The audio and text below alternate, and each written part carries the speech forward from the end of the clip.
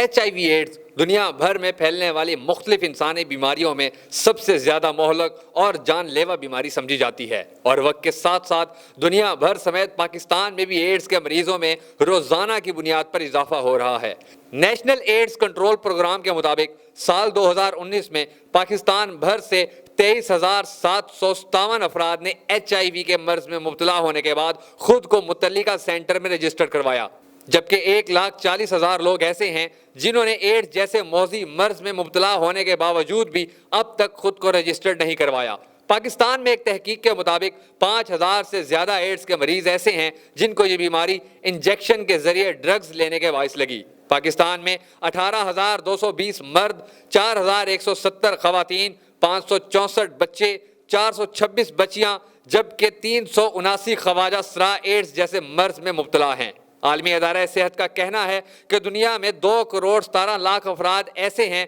جنہوں نے سن 2017 میں ایڈز کے علاج کے لیے دوا لی، جبکہ یہ تعداد سن 2010 میں 80 لاکھ سے زیادہ تھی۔ یہ تعداد کل مریضوں کی 78% ہے، جو کہ جانتے ہیں کہ ان کا مرض کس مرحلے پر ہے۔ پوری دنیا کے مقابلے میں ساؤتھ افریقہ کے لوگوں میں ایڈز 10% زیادہ رفتار سے پھیل رہا ہے۔ 1980 کے اواخر میں سان فرانسسکو میں سب سے پہلے HIV کے وائرس کی تصدیق ہوئی، اور آج ساؤتھ افریقہ کے لوگ سب سے زیادہ اس مرض کا شکار ہیں۔ دنیا بھر میں فی الحال HIV اور ایڈز سے شفا دینے والا کوئی علاج ایجاد نہیں ہو سکا، تاہم HIV کا مقابلہ کرنے والی ادویات تیار کی جا چکی ہیں جو کہ انسان کے دفاعی نظام پر اس وائرس کے نقصان دہ اثر کو آہستہ کرتی ہیں، اور علاج کروا کے HIV کے حامل بہت سے لوگ ٹھیک رہ سکتے ہیں اور صحت مند زندگی گزار سکتے ہیں۔ جبکہ اسرائیل کی یروشلم یونیورسٹی کے محققین نے ایک ایسے پروٹین کو شناخت کیا ہے جس کے بارے میں ان کا دعویٰ ہے کہ وہ صرف 8 دنوں میں متاثرہ افراد کے اندر